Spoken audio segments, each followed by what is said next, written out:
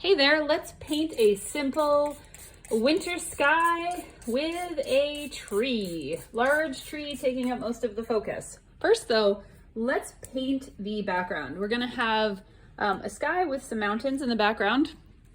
You'll find a lot of my work has mountains because I live in the Blue Ridge Mountains in North Carolina. So I am mixing up a combo of not cerulean, although that would work too, sky blue and indigo, and just gonna, I could have done a wash first. I could have, it probably would have helped me, but I don't know why I didn't do it. So oftentimes I will make the whole background wet and then add my color. I didn't do that this time. I want that to be a little bit more of a sky blue. Added just some sky blue to my color. I want it to be a nice, pretty brilliant blue.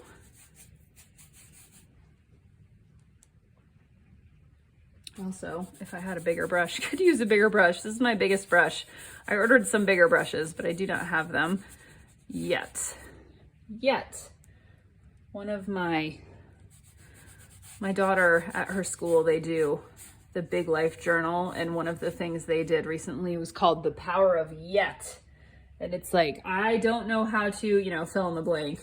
I don't know, tie my shoes isn't a good example, but whatever it is, for you, an adult, I don't know how to paint as well as I want to yet. Okay, so I'm leaving some white here. I'm gonna put in a different color there for some different clouds. Okay, so I'm just leaving some white on purpose. I don't know what's happening right here, but I don't like that. Oh, it's just the paper. It's the paper. So what was my point? My point was I don't have the brushes yet, and you may not be as good at whatever it is yet. You may not know what to do with all these paintings you're making yet, but I have faith that you can figure it out. I'm just gonna use, oh shoot, well, let's see if that works. I'm gonna use just some Naples yellow and tap it in between these edges. That's getting too muddy. Also, all of my water has blue in it because I did not change my water before I got in here because I was like, this will just take a minute. I'm spraying my brush with clean water beforehand. Oh boy, the picture I was using went away. Okay.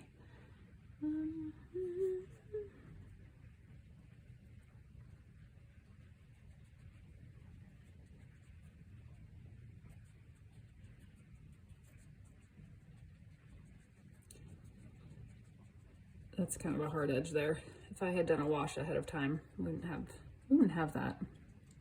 But live and learn. Yes? Yes. Some of this is going to be covered over with the mountains that I draw.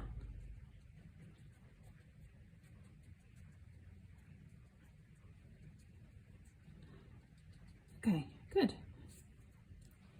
Okay, good. I'm just looking at my reference picture here. Drawn a little more dark down here. I don't know, that may get covered up by my mountains in a second. We'll see.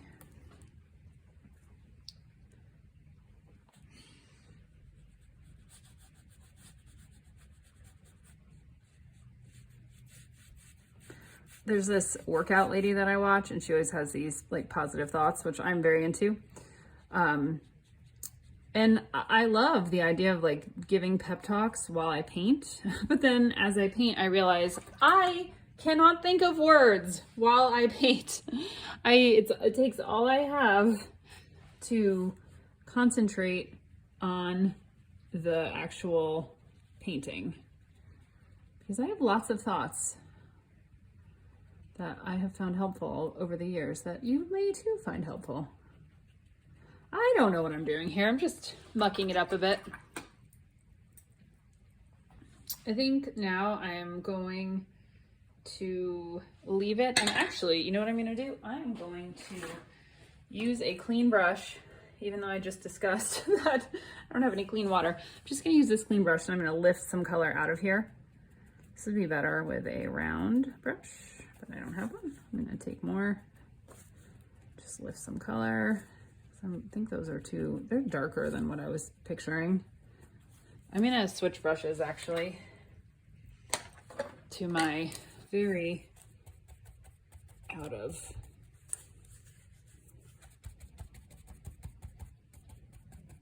see, no words. So here I am, I'm lifting color out. I feel like it's too dark and I'm happier with that. And I like the way it's blurring the edges as well. And that just added some blue back in, that's fine. Another thing you can do is just you could use a paper towel. That will lift even more out. That was probably more than I needed to lift out, but I will continue on. If I could hit Control Z and undo that, maybe I would, who knows? I don't want it to look too round, so I'm gonna kind of go back and forth like that a little with my nail. So I don't want it to look obvious, like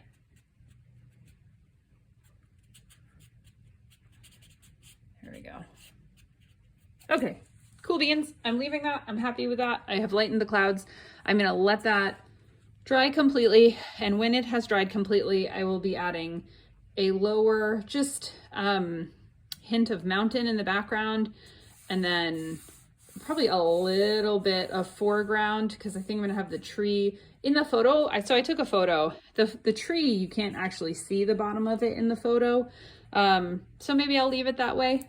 But the tree will take up, the tree will take up most of the composition. It's like a large part of it. See you when this dries. Okay, now that the sky is dry enough, we can go ahead and do kind of a mountain, just suggestion of a mountain below. The mountain in real life was kind of a brownish color. I think I would like to, whoa, hair everywhere. I am gonna make a, I don't really want it to be brown. This is my painting, I can do what I want. So I have actually gone and mixed up kind of a brown, but I mixed a burnt sienna with a periwinkle, so it's got a touch of purple. And I'm just gonna make this suggestion of a mountain back here. And I'll go back and darken it in a minute. And what shall we do? Are we going to have the tree in front of yeah, maybe we'll just have the tree go off the page. Why not? We can always change that later if I think it needs to be changed. I'm mixing up a bit darker shade now because I don't want to see through that too much. It's okay to see a little, I don't mind. It's the beauty of watercolor, is its transparency. And it is winter time here and the trees are bare, but there's not actually any snow on the ground. Let's see. I'm actually gonna add a hint of spring green into the brown color I already have. Just continuing to layer on some color.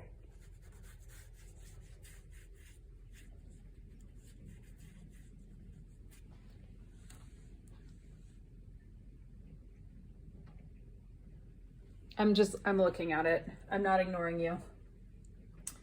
I'm grabbing my darkest brown with some more of that periwinkle. I have a couple different browns. Oh shoot, I just grabbed black, which is not actually what I intended to do.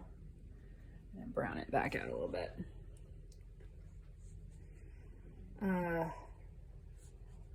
There is still light in the sky. This would not, it's not in the photo, and it's not in, and it wouldn't be completely blacked. I mean, I don't always paint things like the way they look in life. I like to paint things in a way that makes me happy, but I do think I want that to be brown because the tree's gonna be the darkest and standing out the most. This background is, you know, important as far as it staging the scene for what you're about to add, but it will not be the focus. Once we put that tree, I mean, the tree is going to take up a large portion. So I think that's good enough. I'm happy with that. Now, once this dries completely, then we will be doing the tree. I will be using a combination of brushes and then probably like a very dark indigo blue-brown kind of a color, maybe with some purple in there as well. And I'll probably be using a combination of my, like for the little branches, I'll use my little 2 round brush, and then probably also my 6 round brush as well. A round brush is really a terrific and versatile brush. I paint all of my paintings with them. I'm trying to branch out now. I've been painting for so many years. I'm trying to learn some new things and do some new things with my brushes. And I may do something with the foreground here as well, or add in another hint of another mountain, but I guess you'll see in a few minutes when we come back and this is all dry.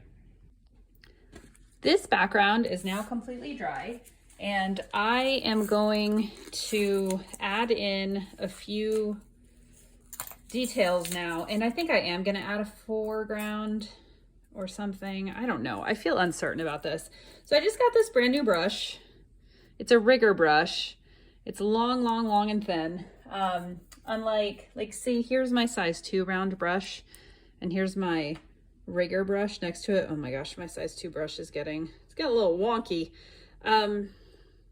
This is also a size 2. They're both called size 2. You can see how thin this one is. I'm gonna try it. Why didn't I get fresh water? I was going to, and then I got distracted.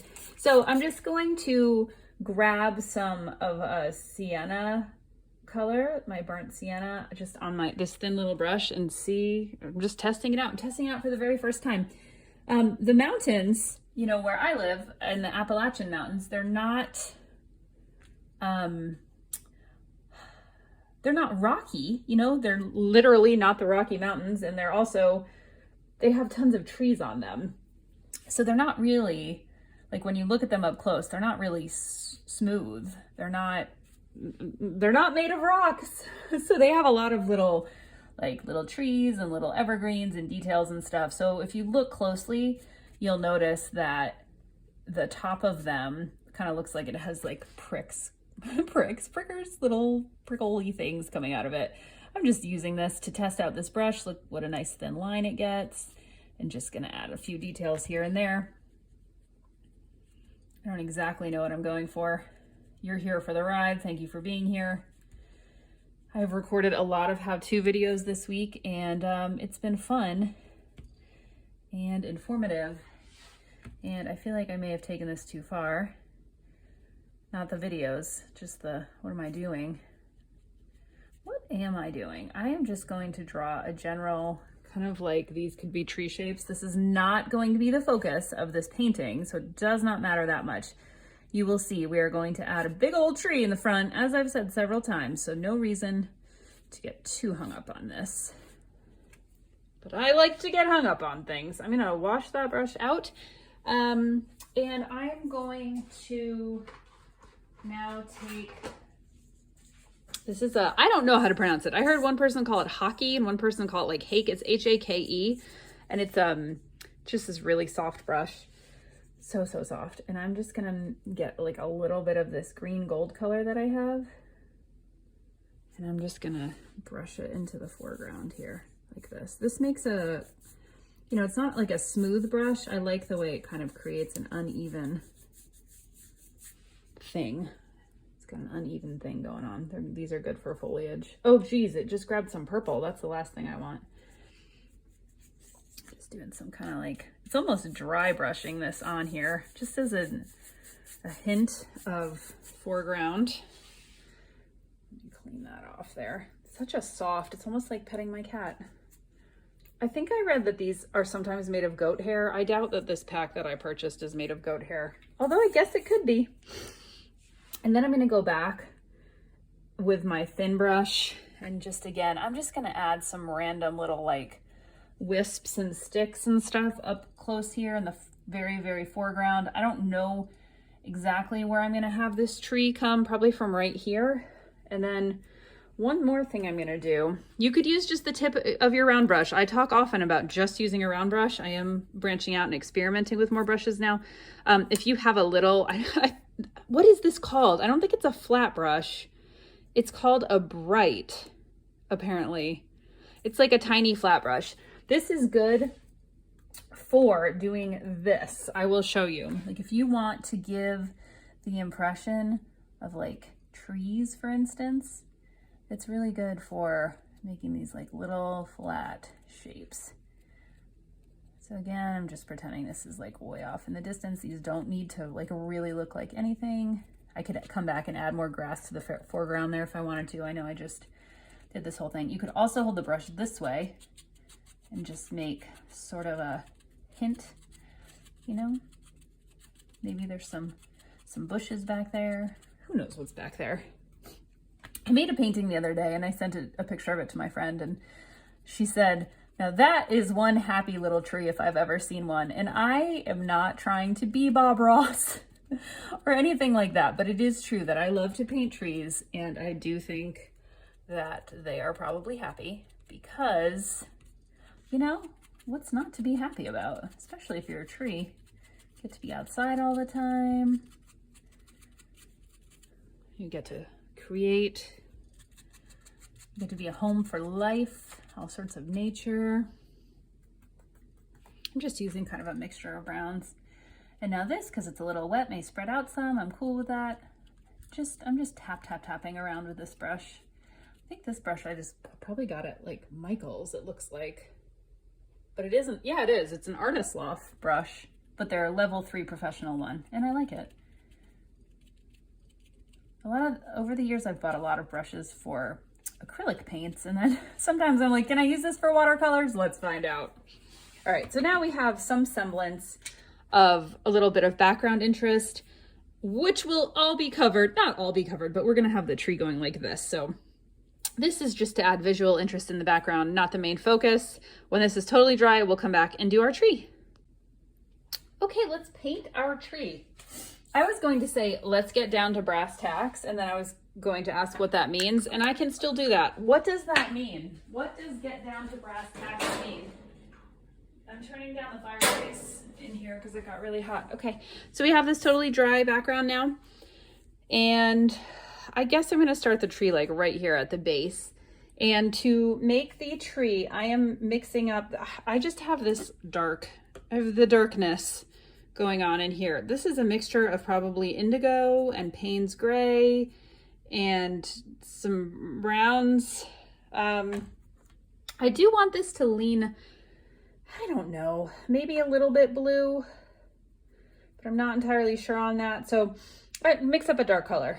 This is sort of pretty much in silhouette. So I'm starting with my size 6 round brush at the end. So I was always struggling with getting really fine details, and I think part of the reason is because I kept trying to use this, which the point isn't that great anymore. So a size 2 will help you, or smaller, with details. Or I also saw, and I'm gonna try today, and I was just trying not on camera, that this rigger or liner brush, script brush, this is really good for getting those little teeny tiny ends of the tree. But I don't need to use that yet. So I suppose the base of the tree will start about here, be a little bit wider. Yeah, okay. And then it's gonna lean heavily this way. So I am working from a photograph. The photograph is not a good photograph. I took it as I was driving. Please don't tell anyone. I mean, I was on a road where the speed limit was like 25. And I didn't look while I took the picture. I just like held my phone out and was like, I hope I get something. I'm getting distracted from the point of my story here, and there's a piece of hair. Again, story of my life. This time it's cat hair. It's not my hair. I'm just gonna leave it in there. So I am basing this tree on a real tree just to get the sense of the shape of the tree. But other than that, I'm not gonna worry too much about making it perfect. I don't know, you know, let's see. I don't actually have what the roots look like, and the trunk itself may actually go down farther than this, but I did want this to be right in the foreground, so that's what I'm gonna do. So it's got a trunk here that's wider, that splits off into several branches. Like this one will go, it goes out of the picture and it will go off of our painting. And then it has sort of a middle branch here. You could be using a larger brush for this if you wished.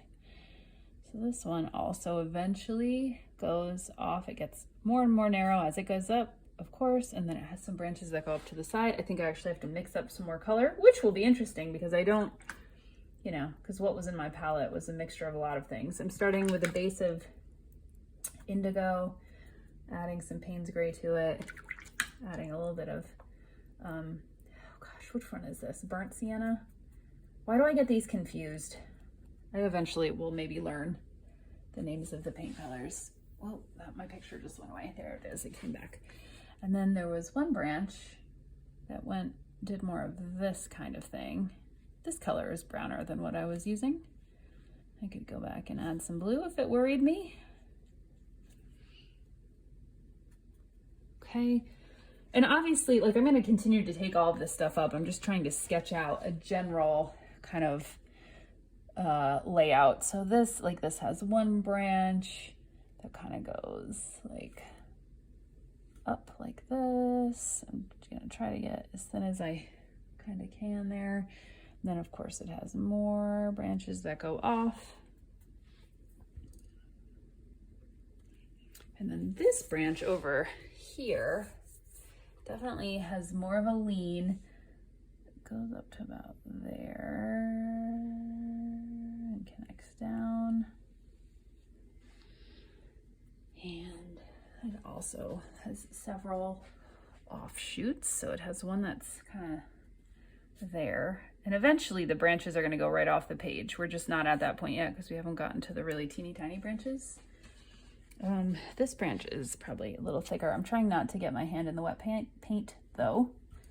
So let's try to avoid that. And then, you know, most of these tend to go this way. It is really one big thing, but then some do start to break off eventually. The great thing about a tree is that if you go the wrong way or whatever, you just can pretend you did it on purpose and you can just draw another line going that way as well, because trees, you know, trees are organic shapes and they do all sorts of things. So this has that one and that one, but then several branches break off from this one and go in several different directions like that. And that is the main thing there. This does have more going on. Let me see if I can parse that out. It looks like it's got a branch that goes this way, but also one that goes this way. The interesting thing too is, since this is in silhouette, both in my photo and in this painting, you don't really know what's coming from what direction. Like, is this part of this or is this part of this? It doesn't matter. Just make a lot of branches going in lots of different directions. Those really are the main two, although let's see, this goes up. It also does go this way. So let's do one that goes this way. One of the things I just try to do when I'm creating trees is thicker to thinner, thicker to thinner. And that is something where if that's not happening, it can make the tree look less natural.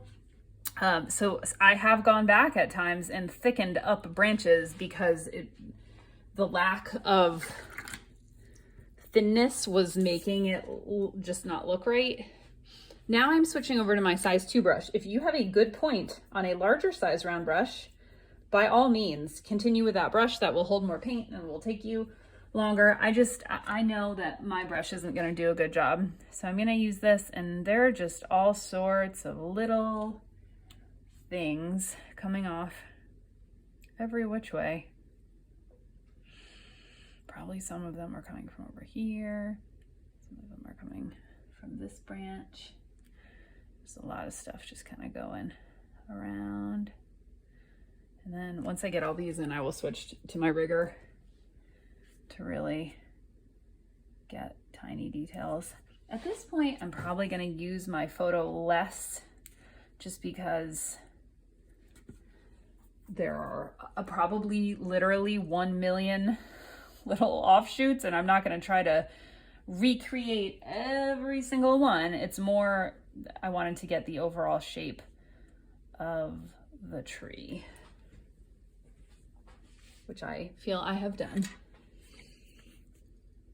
And some trees, you know, don't have a zillion branches, but this tree does. This tree goes off in many, many, many, many, many, many, many directions. And there are many teeny tiny branches. There are quite a few sort of curved swooping branches that go between the main trunks. Like more than I could probably even have the patience to draw.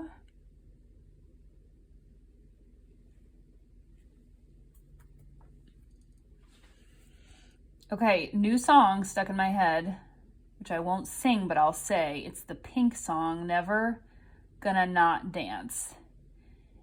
I get the song stuck in my head. Okay, see how that's like thicker? This branch is thicker than the one it came off of. I don't want that, so I'm gonna go back and make this one a smidge thicker. Try to lighten my pressure up even more. Yeah, it definitely gets stuck in my head. I don't know if I like the song. So I love Pink in general, not the color, the person. Pink and I are about the same age. She was born in September to my November. And she and I got married around the same time. Or maybe she got married a little after I did. And then I got divorced and she filed for divorce from her husband. Of course, she got back together with her husband and I did not do that. But I have gone on to become a happily married person. And, you know, we had kids sort of in the similar time range. I like her. The summer of 2013, I was living in Wilmington, North Carolina. And that was a very challenging year.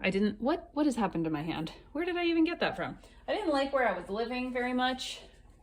We had moved away from the mountains for my husband to go to school, and it was summertime and my husband was actually back here in the mountains staying with a friend and working, and I was at a job that I hated.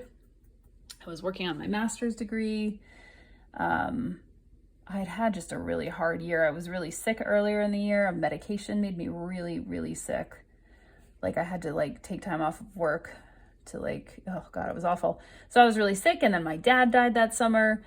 But the one good thing about living in Wilmington, North Carolina, is that it was just about a 15-minute drive from the house we were renting to the beach.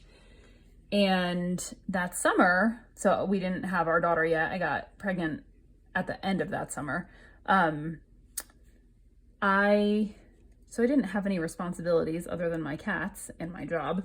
And, I listened to Pink's album, which of course I'm not going to remember the name of right now. It's the one that has that duet she did with the guy from Fun exclamation point. This needs so many more leaves. That's why I'm talking, because it's just going to be, not leaves, but branches. It's just going to be me painting a lot of branches. In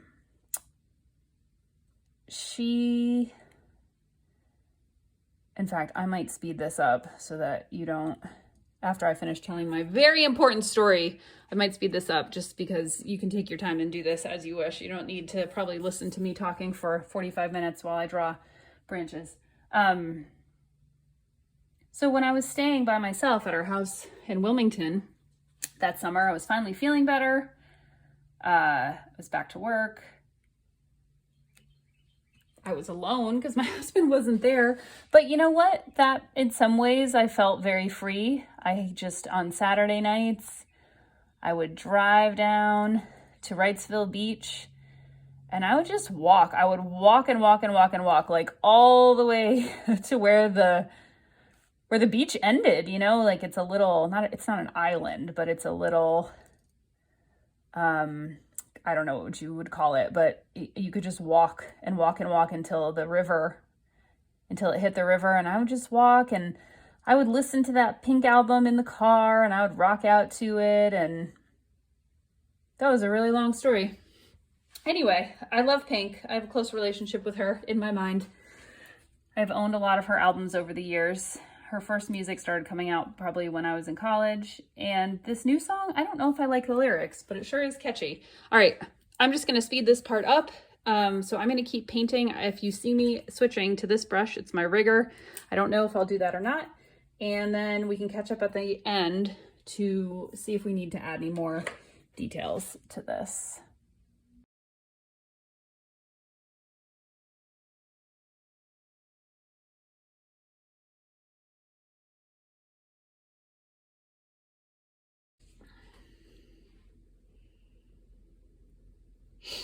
So I probably will continue adding and adding and adding branches to this, but I'm just noticing I'm not that into the background. It doesn't feel interesting enough to me. So I am going to add a few things now that you could, oh, did I not rinse out this brush well? Rinse out your brushes well, people. I'm gonna add a few things to the background, or the foreground and the background, just to add some visual interest. I'm mixing up, I have a green gold color that I am just putting on my palette and mixing together with like a little bit of blue purple that's there. I just want to add, like I was trying to before, like some grasses here in the front. Just like some little visual interest here in the front. Some little things happening here down at the base.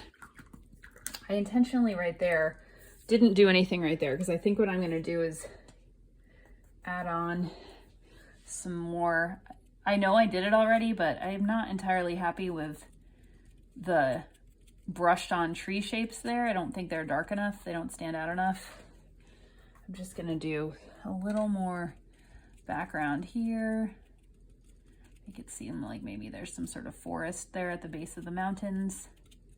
So when it comes to painting, you could look at a photo like I'm doing now, or like a very detailed photo and try to paint it exactly. That's one option. You could completely make something up. That's another option. I do that sometimes, especially with my like very whimsical kind of colorful paintings. I just make it up. And then there's the sort of like the combination view, or the combination method, if you will. One of my very, very favorite artists, oh God, I'm not gonna be able to think of his name. Oh no, Peter, that helped. I like that gave it a little flair that I'm happy about. But I do think I still want to add some more detail in the front. I'm just using this same flat brush, or Little Bright, I guess it's called, just to add some this. I might add more later. I might do more later. Oh my gosh, what is his name? I will think of it eventually. Peter something. I want to say Peter Scarborough, but it's not Peter Scarborough. He's this artist who, carry on, does these awesome, Peter, artist, I'm Googling it. Peter Artist, Landscapes, Pennsylvania. I first saw him when Peter Sculthorpe. Peter Sculthorpe. I love him. I first fell in love with his art. Oh my gosh. I was in college. I was at this place in Massachusetts with my mom, and I saw some of his art, and I just, oh my gosh, I loved it. I think I'm going to do some dark areas in those mountains to add a little more oomph to them, because they just seem kind of washed out. This keeps happening to me. What am I doing? So he does some watercolors. He does a lot of oil painting. He's you know, he's like my dad's, well, if my dad was still alive, he would be my dad's age. I think he's probably in his 70s now. How am I gonna do this? That's too dark. I'm just trying to tap in some darker colors here on the mountain, because I feel like it's just not dark enough. But this stuff is wet, so I don't want to go too far down into it. And I don't want to take away from what I just did either. So it's a balancing act. Okay, Peter Sculthorpe. I read an interview or a quote or something by him, and he said, I paint things as I wish the world to be or something like that. Like his art is very realistic looking, but he has said that he doesn't paint, hopefully I'm not quoting him wrong, I love him. Like he'll paint, you know, a beautiful landscape, or he'll paint, you know, a barn, a snowy barn or something. And he does work from a photo or from a real thing, from what I understand, but like he doesn't paint it exactly. Like if he thinks there should be a tree over here and not a car or whatever, he does that. So that's kind of what I'm striving for in my painting as of late, like kind of more realistic looking, not realistic like his is. Maybe someday I'll develop that talent, but taking the essence of something that I think is beautiful in real life and then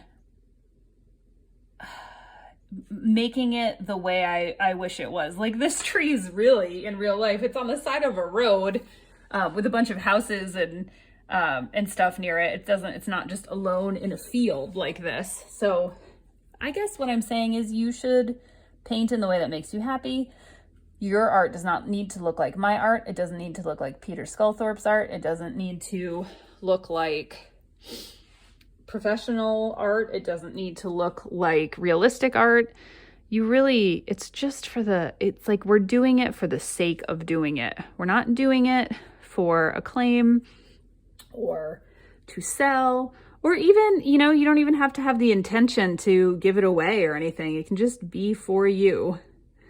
I will probably continue adding and adding and adding, but this video is long enough. This is our roughly finished composition. You could go back and add more details here. I certainly will be adding more branches. You might be happy with the level of branches you have, but now you have seen how to paint a tree, sky, mountain combo. And if you paint this yourself, please tag me on Instagram at Jen Picicci, JenPiccicci, or hashtag paint with Jen, and subscribe so you can paint more with me. It's been delightful.